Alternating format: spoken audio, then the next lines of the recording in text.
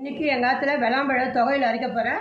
அதை வந்து ஒரு பெரிய வெள்ளாம்பழத்தை உடச்சி இது உள்ளே இருக்கிற பழத்தை எடுத்து வச்சுருக்கேன். அதுக்கு தேவையான பொருள் வந்து உளுத்தம்பருப்பு 2 ஸ்பூன் எடுத்துருக்கேன், கடலைப்பருப்பு 2 ஸ்பூன் எடுத்துருக்கேன், கொஞ்சோண்டு புளி, கல் உப்பு, அதுக்கு தேவையான உப்பு வச்சுருக்கேன், 2 பெத்தை வந்து தேங்காய் பெத்தை வச்சுருக்கேன், ஒரு 5-6 காஞ்ச மிளகாய், கூட பச்சை மிளகாயும் வச்சுருக்கேன், 2 பச்சை மிளகாயும் வச்சுருக்கேன், வெல்லம் துளி, பெருங்காயம்.